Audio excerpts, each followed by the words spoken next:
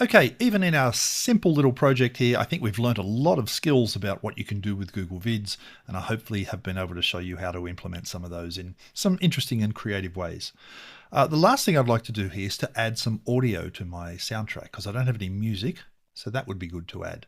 Now, the way you can do that is to go to the stock library and filter this down to only music. And remember, the stock library has videos and images and music and stickers and all sorts of things. You can explore those and play with those. I haven't explored most of those with you in this video, but let's just filter down to music. And because I always associate reptiles with jungles, I'm just going to type in the word jungle as a keyword and see what we get. And okay, so you can preview them by just clicking on the play button here. Yeah, that one's okay. And I can obviously listen to the whole thing, but for the sake of time, I'm just going to go with this one. Now, clicking on the plus button will add this audio to my project, but it will add it wherever the playhead is. So it's a good idea to, when you're adding the audio, make sure the playhead is where you want to insert the audio. So click that and you can see there it is there. It's just been added.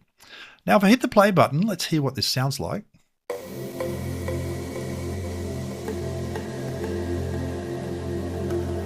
Now, doesn't it make a difference just to have a little bit of music in the background? It totally changes the way the video works. But let's just keep going because we have a little problem here, I imagine. Have you ever seen an animal sunbathing on a rock, flicking its tongue out to smell, or covered in cool, scaly skin? From slithering snakes and scaly lizards to Now, you'll notice that music is building up. It's getting louder and louder. And the problem is going to be that it will eventually drown out any narration tracks that I've got. So let's fix that. Let's close this on the side here. So you can see that audio track, the music track goes all the way along. But what I want to do is to balance them up. And I want the music to be a little bit higher when no one is speaking, but when someone starts speaking, I want the music to drop down to a lower level. And there's a way to do that. Let's right click on the music track and go to Balance Sound. And this panel opens up on the side here, and it actually shows scene by scene all the different clips that contain sound. Okay, now you can see some of them have been muted, some of them haven't. And so what I need to do is to apply to all audio, balance the sound. And what it'll do is it'll go through and do a little analysis. And you can see it's dropped this one, it's increased this one, it's changed some of the other balances here. It's trying to figure out which things should be at what audio levels.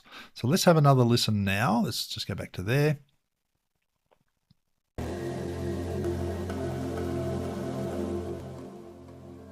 Have you ever seen an animal sunbathing on a rock, flicking its tongue out to smell? Now you can hear how the audio dropped down there underneath the narration track. And as we go into the next one, let's see what happens there. Or covered in cool, scaly skin. From slithering snakes and scaly lizards to tough-shelled turtles and giant crocodiles, the world of reptiles is full of incredible animals. Here's a fun fact. Snakes don't have eyelids. They have a clear protective scale called a brill, covering each eye. Okay, and so on. And what would happen is if we, let's do this, let's add another scene with nothing on it. And we can come back and play with this another time. But when we get to the end of this clip here, where the sound of the narration stops, listen to what happens to the music. Along with the rest of their skin. You can hear that music comes up again because there's nothing competing with it in this particular scene. So hopefully that gives you a bit of an understanding about how you add the audio. Now, the last thing I want to just mention in this section is you notice that as we recorded some of these audios, that Vids automatically did a transcript. Where does that transcript end up? Well, if you come up here to the View menu, you have an option for closed captions, and you can turn on the auto-generated closed captions.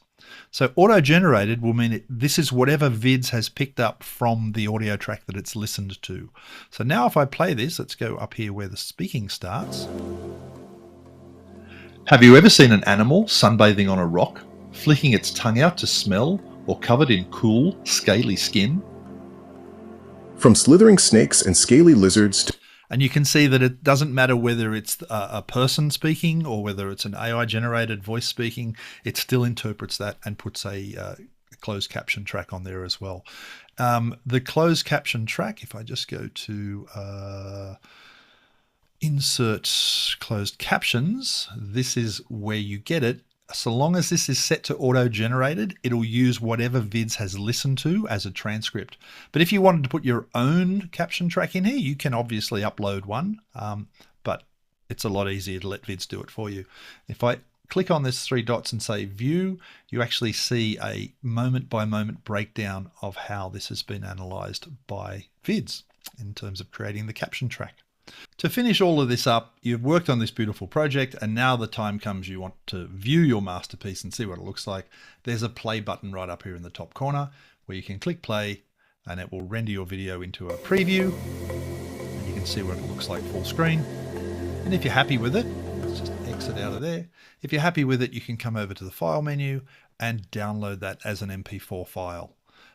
Or you can say export to drive, in which case it will download it as an MP4 file and then automatically drop it into Google Drive. You might be wondering, where does it drop it? It drops it into a folder in Drive that's automatically created called Vids Exports. That's where you'll find it.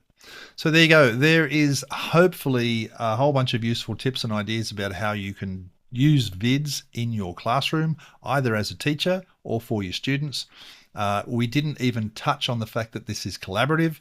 So there's a share button up here, and you can obviously come in here and you can share that file with people. So students could work on it as group projects. But that's a whole bunch of stuff you hopefully need to know in order to get started and dive pretty deep into what Vids offers. Hope you enjoy it.